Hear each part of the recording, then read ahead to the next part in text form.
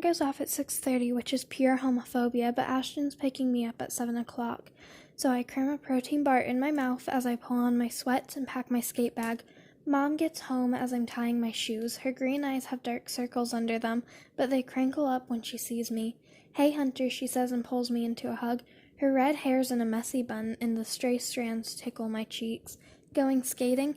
"Yeah." She kisses me on the cheek and pushes my messy hair off my forehead.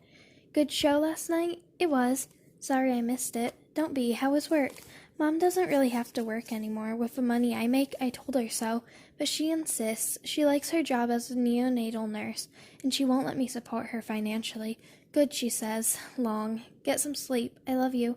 "Love you." She gives me another hug, and I putter around in the kitchen doing a couple dishes I should have done last night, until I get a text from Ashton that he's here. I grab my bag and pull on my toque and head down. "Okay," Jill Nightgowl says on her Bluetooth. "Okay, She's on the phone with Anthony, her ex-husband. Ashton and Aiden's dad. Ashton turns around in his seat and gives me a sympathetic look. Me and him and Aiden used to skate every day, before and after school. I've barely clocked any ice time lately, though.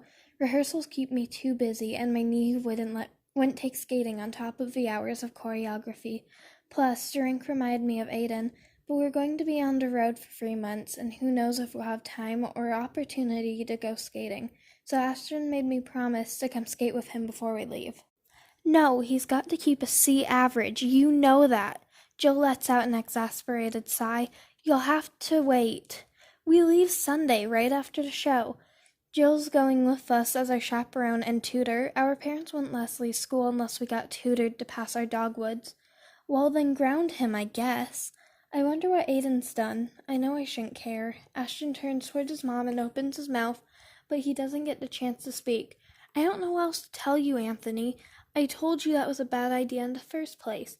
We finally pull up to the rink, and I get out of Jill's Prius as fast as I can, because otherwise I'm going to suffocate. "Thanks," I call as I close the door. Ashton takes a little longer to get out, but when he does, his shoulders slump. "Sorry you had to hear that. Growing up around the Nightgowls, I got used to Jill and Anthony arguing." "It's fine." As soon as we step into the rink, though, Ashton transforms. He stands up straighter and a smile dawns across his face. I take a deep breath and enjoy the smell of fresh ice. There's nothing like it. We're the first ones. It's pristine, freshly zambonied, and the air in the rink is crisp and cool. As soon as my blades hit the ice, I'm wide awake. It's the best feeling in the world. I don't know who it was who woke up one day and decided to strap knives to their feet, but I'm glad they did. I come alive. It's different from performing. It's more primal. It's euphoria. Ashton's right behind me, watching like always, but I'm not going to fall. I take it slow, warming up my knees as I do, and I make some easy leaps, working my crossovers. Ashton pauses and turns around, then starts gliding backwards. "So," he narrows his eyes at me. "So? Calvin Pavarni, huh?" "We were just talking." "Yeah?" Ashton gives me a toothy smile, the same one Aiden used to give, and my heart does this weird twinge, because most of the time I'm still pretty pissed at Aiden, but sometimes I just miss him.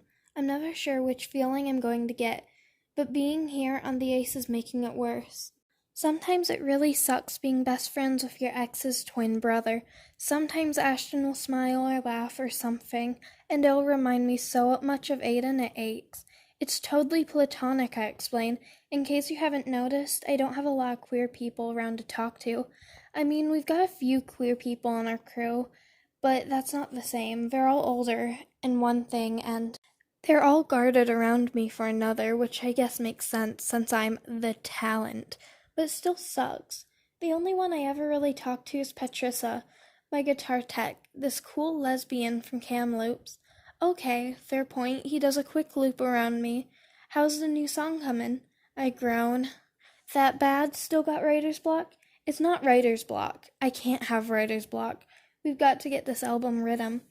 You know, Bill said we could bring on other writers if we want. We don't need other writers. There's always been this thing. We write all our own stuff.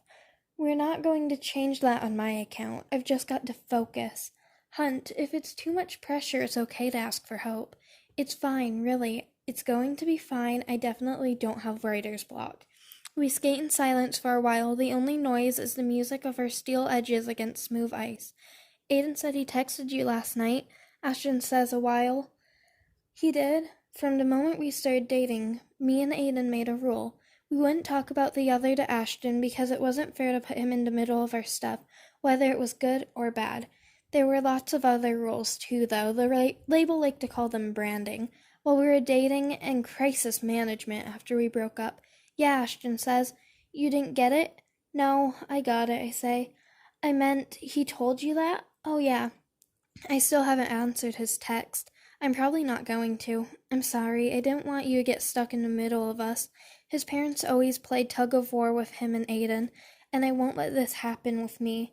I know, he says. I wonder exactly how much Aiden has told him. I wonder what % of it is true. Okay, Hunt, really. And I can still love both of you, even if you don't love each other. Thanks, Ash. Now, you warmed up? Want a race?